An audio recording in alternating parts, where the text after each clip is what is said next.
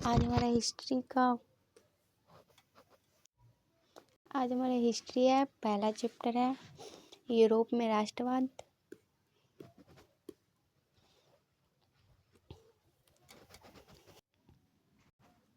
राष्ट्रवाद की भावना का आगमन यूरोप में पुनः जागरण काल से ही हो चुका था, परंतु 1789 ईस्वी में फ्रांसीसी क्रांति के रूप में प्रकट हुआ। राष्ट्रवाद ऐसी भावना है जो एक ही सांस्कृतिक, भौगोलिक एवं सामाजिक परिवेश में रहने वाले व्यक्तियों द्वारा सामूहिक रूप से राजनीतिक जागृति को जन्म देता है। यूरोप में राष्ट्रवाद की भावना को जागृत करने में नेपोलियन के आक्रमणों ने महत्वपूर्ण योगदान दिया है। इस बीच जनतंत्र एवं राष्ट्रवाद की नई शक्तियां राजनीति की निर्धारित करने वाले नए तत्वों के रूप में उभरने लगी थे। आगे है हमारा चार्ल्स दशक के निरंकुश एवं प्रतिक्रियावादी शासन के विरुद्ध फ्रांस में राष्ट्रीयता की भावना उभर रही थी। उसके कार्यों से उदारवादियों और जनता में गहरा आक्रोश पैदा हुआ और 28 जून 1830 ईस्वी को फ्रांस में महायुद्ध शुरू हो गया। इसे ही जुलाई 1830 की क्रांति कहते हैं। इटली तथा जर्मनी के एकीकरण तथा यूनान, पोलैंड एवं हंगरी भी तत्कालीन व्यवस्था के खिलाफ आंदोलन खड़ा हुए। 19वीं सदी के आरंभ में इटली कई छोटे छोटे स्वतंत्र राष्ट्रों में विभाजित था और अलगाव की भावना थी। ऑस्ट्रिया और फ्रांस जैसे राष्ट्र इटली के एकीकरण के विरोध करते थे, परंतु इसके बावजूद इटली में राष्ट्रीयता की भावना का विकास हुआ। इसी बीच इटली में मेजनी का प्रादुर्भाव हुआ। वह एक साहित्यकार, गणतांत्रिक विचारों का समर्थक एवं योग्य सेनापति था। उसने इटली के एकीकरण में महत्वपूर्ण भूमिका निभाई। इटली के एकीकरण के द्वितीय चरण में काउंट काबूल आया। उसने 1853 से 54 ने फ्रांस से मित्रता कर ऑस्ट्रिया, जो इटली के एकीकरण का विरुद्ध था, अपनी स्थिति सुदृढ़ की। इसके बाद गैरीवाल्डी ने इस काम को आगे बढ़ाया और इस प्रकार 1871 ईस्वी में इटली का एकीकरण मेजनी काबूल और गैरीवाल्डी जैसे नेताओं के प्रयास से पूर्ण हुआ। आगे इटली के एकीकरण के दौरान जर्मनी में भी एकीकरण का प्रयास जारी था। वह भी जर्मनी अनेक स्वतंत्र राज्यों में विभाजित था। वहाँ प्रसा सबसे शक्तिशाली राष्ट्र था। 1848 ईस्वी में फ्रांसीसी क्रांति ने जर्मनी राष्ट्रवाद को हवा दिया। यह निर्णय लिया गया कि फ्रांस ही जर्मन एकीकरण का नेतृत्व करेगा, परंतु फ्रांस ही जर्मन एकीकरण का नेतृत्व करेगा, परंतु फ्रेडरिक जो कि एक निरंकुश शासक था ने इस आंदोलन को दबा दिया और फ्रेडरिक के देहांत के बाद उसका भाई विलियम सत्ता में आया। वह राष्ट्रवादी विचारधारा का था। विलियम ने जर्मन एकीकरण को ध्यान में रखकर बिस्मार्क को अपना प्रधानमंत्री नियुक्त किया। बिस्मार्क बिस्मार्क ने अपनी राजनीतिक सूझबूझ और कर्मठता का परिचय देते हुए अनेक ऐसे निर्णय लिए जिससे एकीकरण का मार्ग प्रशस्त हुआ। आगे है और अंततः 1871 ईस्वी में जर्मनी का एक एकीकृत राष्ट्र के रूप में यूरोप के मानचित्र पर आया। इस राष्ट्रवाद से यूरोप में राजनीतिक उथल-पुथल का दौर शुरू हो गया। यूनान, हंगरी और बोहेमिया में स्वतंत्रता आंदोलन इसी राष्ट्रवाद का परिणाम था। इसी के प्रभाव ने ओटोमन राज्य के पतन की कहानी लिखी। यूनान के तुर्की से स्वतंत्रता के लिए आंदोलन चल पड़ा। यूरोप की असीमता के सवाल पर इंग्लैंड, फ्रांस और रूस ने एक साथ मिलकर तुर्की एवं मिस्र के विरुद्ध युद्ध छेड़ दिया। फलस्वरूप यूनान को तुर्की की गुलामी से मुक्ति मिली। यूनान एक स्वतंत्र राष्ट्र बना।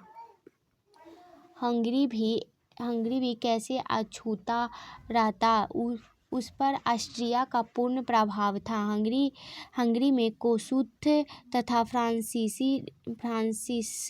डिक इस क्रांति का नेतृत्व कर रहे थे। कोसुत ने ऑस्ट्रिया आधिपत्य का विरोध करना शुरू किया और व्यवस्था में बदलाव की मांग करने लगे। जनता उसके साथ थी। अंततः 31 मार्च 1848 ईस्वी को ऑस्ट्रिया में हंगरी की कई बातों मान ली और स्वतंत्रता मंत्रिपरिषद का गठन किया। प्रेस की स्वतंत्रता दी गई और राष्ट्रीय सुरक्षा सेना की स्थापना की गई। समानती प्रथा समाप्त हुई और हंगरी को राष्ट्रीय असीमता प्रदान की गई। पोलैंड में भी राष्ट्रवाद भावनाओं के कारण रूस के विरुद्ध विद्रोह शुरू हुआ, परंतु इंग्लैंड और फ्रांस से सहायता नहीं मिलने के कारण इसे रूस ने दबा दिया। बोहेमिया में भी हंगरी के घटनाक्रमों का प्रभाव पड़ा, परंतु ऑस्ट्रिया ने क्रांतिकारियों का सख्ती से दमन किया और यह आंदोलन स्थायी न रह सका। अतः यूरोप में राष्ट्रीयता की भावना फ्रांसीसी क्रांति से ही उत्पन्न हुआ। इस क्रांति ने राष्ट्रवाद ने यूरोप ही नहीं पूरे विश्व को जागरूक बना दिया, जिसके कारण एशिया और यूरोप में भी साम्राज्यवाद के खिलाफ आंदोलन शुरू हुआ। आगे इसका प्रश्न है, पहला, इटली एवं जर्मनी में किस महादेश के अंतर्गत आते हैं? तो यूरोप। दूसरा हमारा, फ्रांस में किस शासक वंश की पुनः स्थापना वियना कांग्रेस द्वारा की गई थी? तो बूर्बो वंश। अगला है, मेजनी का संबंध किस संगठन से था? तो कार्बोनरी से। इटली एवं जर्मनी के एकीकरण के विरुद्ध निम्न में से कौन था? तो ऑस्ट्रिया। कॉनकाबुर को विक्टर इमैनुअल ने किस पद पर नियुक्त किया था? तो प्रधानमंत्री। और अगला है, गैरीबाल्डी पेशे से क्या था? तो नाविक। जर्मन राइन राज्य का निर्माण किसने किया था? तो नेपोलियन बोनापार्ट ने। अगला है, जालबरीन एक संस्थापक था। तो संस्था थी तो व्यापारी।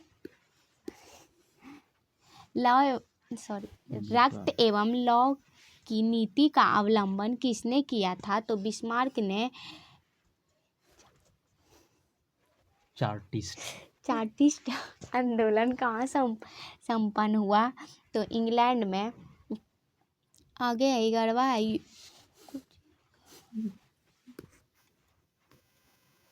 यूरोपवासियों के लिए किस देश का साहित्य एवं ज्ञान विज्ञान प्रेरणा स्रोत रहा है? तो यूनान।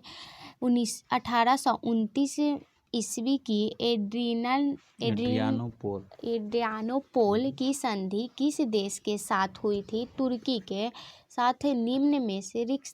निम्नलिखित में से रिक्त स्थानों को भरें। तो भरा हुआ है। हाँ तो तुम बोलते जाओ। सेडौन के युद्ध में ही एक महाशक्ति के पतन एवं दूसरे यूरोपीय महाशक्तियों जर्मन का जन्म हुआ। अगला सेडोवा का युद्ध फ्रांस और प्रसा के बीच हुआ। 1848 ईस्वी की फ्रांसीसी क्रांतियों ने पुरातन युग का भी अंत कर दिया। वेटिकन सिटी के राजमहल जहां पोप रहते थे, जो इटली के प्रभावों से बचा रहा। यूनान को एक स्वतंत्रता राष्ट्र घोषित करने के बाद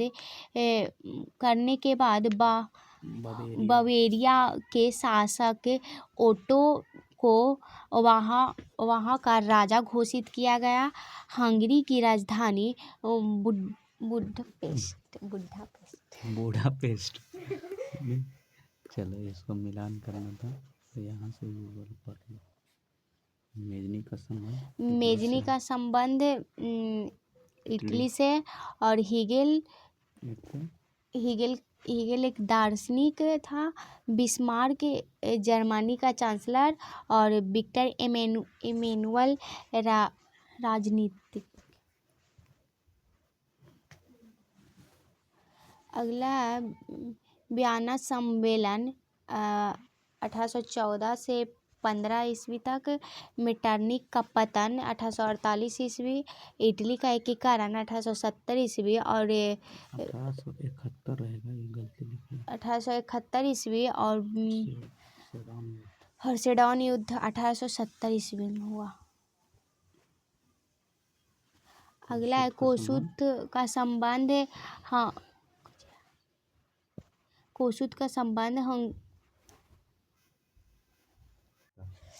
कोसुत का हंगेरियन राष्ट्रवादी नेता। और अगला है एड्रियानोपल की संधि 1829 ईस्वी में। यूनान की स्वतंत्रता 1832 ईस्वी में। पोलैंड में आंदोलन 1863 ईस्वी में। आगे हमारा अतिलघु उत्तरीय प्रश्न। राष्ट्रवाद क्या है? किसी विशेष भौगोलिक संस्कृति या सामाजिक परिवेश में रहने वाले लोगों में उत्पन्न होने वाली राजनैतिक चेतना जागृत ही राष्ट्रवाद है। मेजनी कौन था? मेजनी इटली का एक साहित्यकार, गणतांत्रिक विचारों का समर्थक और योग्य सेनापति था। वह संपूर्ण इटली का एकीकरण करना चाहता था।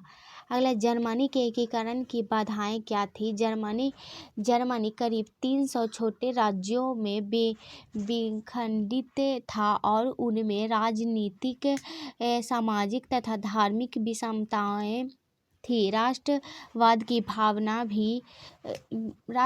भावना की भी कमी थी। अगला, मेटरनिक युग क्या है? तो मेटरनिक ऑस्ट्रिया का चांसलर था। इसके शासनकाल को मेटरनिक युग कहा जाता है। इसने इटली के एकीकरण का विरोध किया था 1830 से 1848 तक। अगला है लघु उत्तरीय प्रश्न। 1848 के फ्रांसीसी क्रांति के कारण क्या थे? तो उत्तर 1848 ईस्वी का फ्रांसीसी क्रांति शासक वर्ग के निरंकुशता और अभिजात्य वर्ग के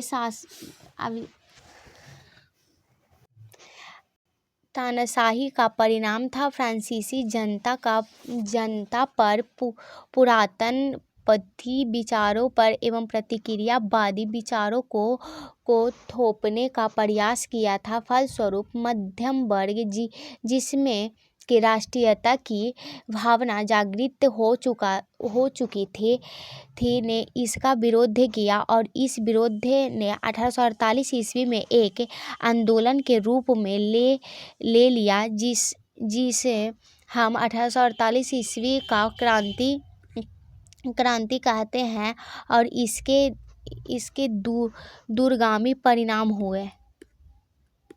अगला है, इटली जर्मनी के एकीकरण में ऑस्ट्रिया की भूमिका क्या थी? तो इटली और जर्मनी के एकीकरण में ऑस्ट्रिया की भूमिका रचनात्मक नहीं थी। ऑस्ट्रिया इटली के एकीकरण का विरुद्ध था और प्रत्यक्ष हस्तक्षेप से भी नहीं चूकता था। अगला है, ऑस्ट्रिया के चांसलर मेटरनिक ने इटली के राष्ट्रवादी आंदोलन को दबा लिया और जर्मनी एकीकरण में इटली और ऑस्ट्रिया के बीच युद्ध हुआ तथा ऑस्ट्रिया ने 1866 ईस्वी में प्रूसिया के साथ भी युद्ध छेड़ दिया। इस प्रकार दोनों तरफ से युद्ध में फंसकर ऑस्ट्रिया की पराजय हुई। इस तरह जर्मनी के एकीकरण का मार्ग प्रशस्त हुआ।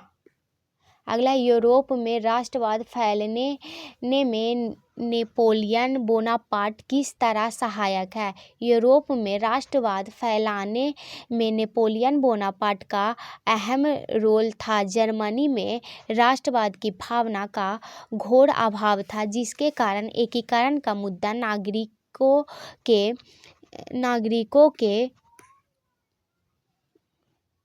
नागरिकों के समक्ष नहीं था। वस्तुतः जर्मनी एकीकरण की पृष्ठभूमि का निर्माण का श्रेय नेपोलियन बोनापार्ट को ही जाता है। इस प्रकार जर्मनी में राष्ट्रवाद के उदय के बाद हंगरी, यूनान, पोलैंड में राष्ट्रीयता की भावना का उदय हुआ और मुक्त रूप में यूरोपीय राज्यों में एकीकरण के रूप में सामने आया। अगला है हमारा क्वेश्चन चौथा, गैरीबाल्डी के कार्यों की चर्चा करें। तो गैरीबाल्डी एक राष्ट्रीय नेता था। उसने अपनी सेना बनाकर बोर्बो राजवंश को हराकर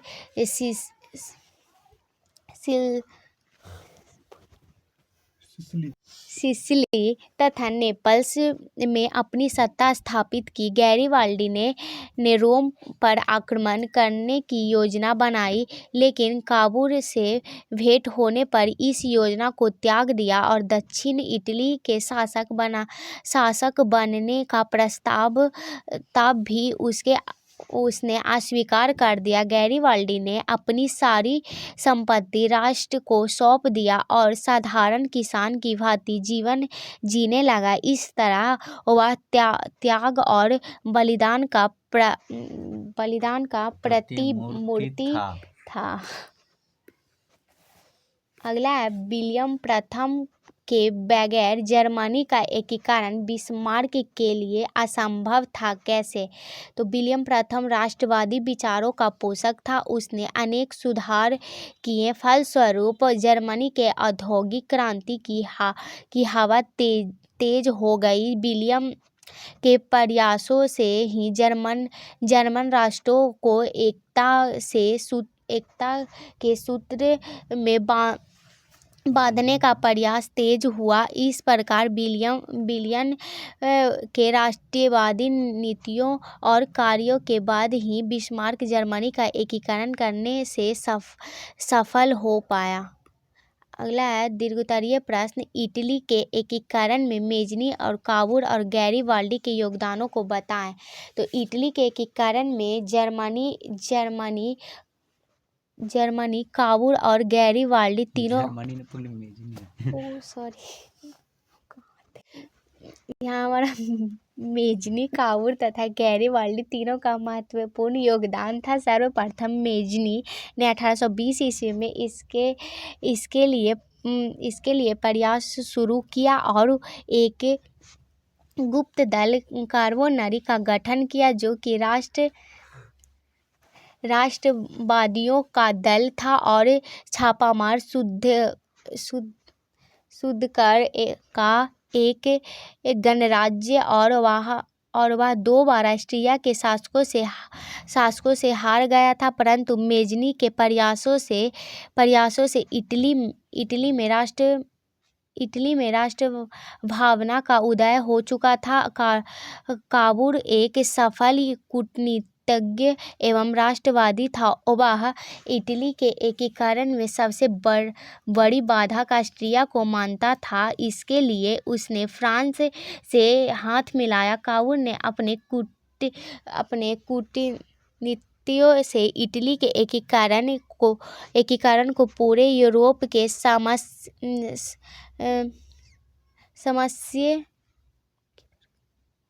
बना दिया। कावूर ने नेपोलियन तृतीय से भी संधि कर ली।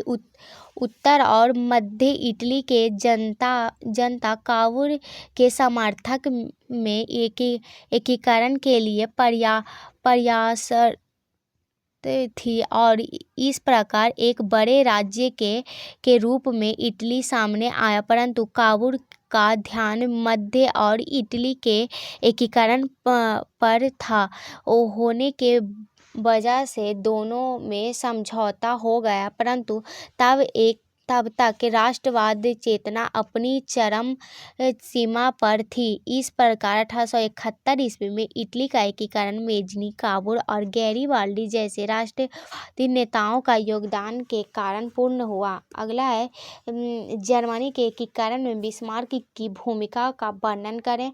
बिस्मार्क एक सफल कूटनीतिज्ञ और सेनापति था। जर्मनी डाइट में प्रशा का प्रतिनिधित्व रहते हुए उसके अपनी सफल कूटनीति का परिचय दिया। वह जर्मनी के एकीकरण में सैन्य शक्ति का महत्व को समझाता था। अतः इसके लिए उसने रक्त और लौ नीति का अवलंबन किया। उसने अपने देश में अनिवार्य सैन्य सेवा लागू कर दिया। बिस्मार्क ने अपनी नीतियों से प्रशा का सुदृढ़ीकरण किया और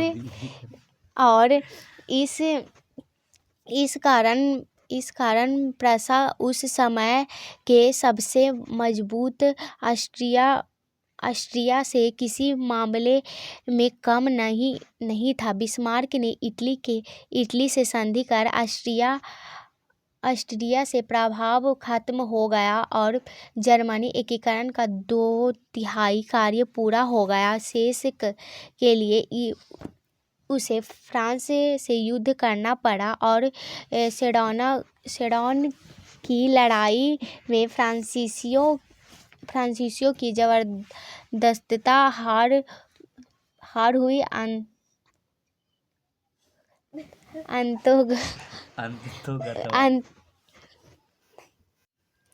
अंततोगत्वा जर्मनी 1871 ईस्वी तक एकीकृत राष्ट्र के रूप में आया। आगे है राष्ट्रवाद के उदय के कारण एवं प्रभावों की चर्चा करें। राष्ट्रवाद एक भवन है जो किसी विशेष भौगोलिक, संस्कृति के या सामाजिक परिवेश में रहने वाले लोगों की एकता एवं राजनैतिक जागृति का प्रतिफल है। यूरोप में राष्ट्रवाद के कारण ही ये यथेष्ट थे और इसके प्रभाव भी युगांतरकारी हुए। यूरोप में राष्ट्रवाद को बढ़ावा देने में नेपोलियन के आक्रमणों ने महत्वपूर्ण योगदान दिया और फ्रांसीसी क्रांतियों ने राजनीति को अविभाज्य वर्गीय परिवेश से बाहर कर उसे सड़कों और सर्वसाधारण की वस्तु बना दिया। उसके फलस्वरूप प्रतिक्रियावादी एवं सुधारवादी शक्तियों का विकास हुआ। इसके बीच शासक वर्ग निरंकुश एवं जनभावनाओं को दबाने वाले थे। इन्हीं सब कारणों की वजह से राष्ट्रवाद का प्रादुर्भाव हुआ और उसका मुक्त रूप यूरोपीय राज्यों के एकीकरण के रूप में आया। इसके फलस्वरूप कई बड़े और छोटे राज्य का उदय हुआ। इस राष्ट्रवाद ने यूरोप को ही नहीं वरन पूरे विश्व को चैतन्य बनाया, जिसके कारण अफ्रीका और एशिया राज्यों में विदेशी सत्ता के खिलाफ मुक्ति के लिए राष्ट्रीयता की लहर उपजी और इस प्रकार यह कहा जा सकता है कि यूरोपीय राष्ट्रवाद के उपरांत पूरे विश्व में मानचित्र में बदलाव आया। अगला है जुलाई 1830 की क्रांति का विवरण दे। फ्रांस में उभर रही राष्ट्रीयता की भावना जन जन तक पहुंच चुकी थी और उसका समर्थन अनेक उदारवादियों एवं सुधारवादियों लोग कर रहे थे, परंतु चार्ल्स दशम जो निरंकुश एवं प्रतिक्रियावादी शासक था ने उसके दावने का कार्य किया और संवैधानिक लोकतंत्र की स्थापना न होकर इस राह में उसने कई गतिरोध उत्पन्न किए। उसके प्रधानमंत्री पोलिगनेक ने समान नागरिक साहित्य के स्थान पर शक्तिशाली अभिजात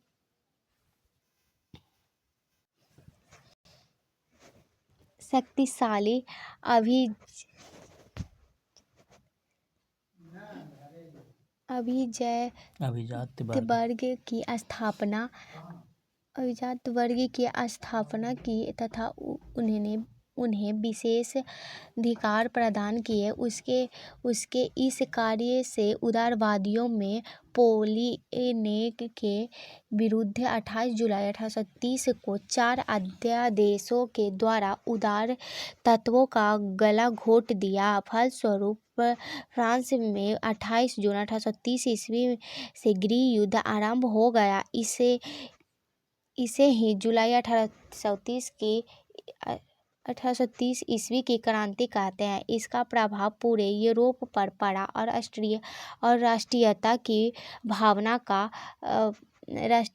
भावना का प्रस्फुटन हुआ। उसमें सभी यूरोपीय राष्ट्रों के राजनीतिक एकीकरण, संवैधानिक सुधार तथा राष्ट्रवाद के विकास के मार्ग का प्रशस्त किया गया। यूनान स्वतंत्रता आंदोलन का संक्षिप्त विवरण दें।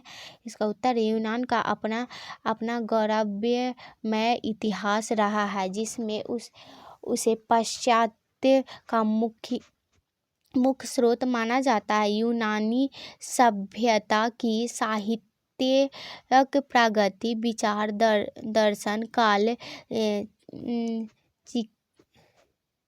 चिकित्सा विज्ञान आदि क्षेत्रों की उपलब्धियां उसके प्रेरणा स्रोत थे। इसके बाद भी यूनान तुर्की के अधीन था। फ्रांसीसी क्रांति से यूनानियों में राष्ट्रीयता की भावना के लहर दौड़ गई, क्योंकि धर्म, जाति और संस्कृति के आधार पर इनकी पहचान एक थी। इस तरह एक आंदोलन की शुरुआत हुई, जिसका उद्देश्य तुर्की शासन से यूनान को स्वतंत्र करना था। यूनान सारे यूरोपवासियों के लिए प्रेरणा एवं सम्मान का पर्याप्त बन चुका था। 1821 ईस्वी में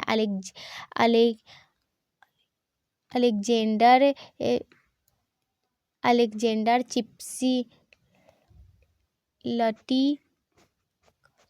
के नेतृत्व में यूनान में विद्रोह शुरू हो गया और रूस का जार भी व्यक्तिगत रूप से यूनान की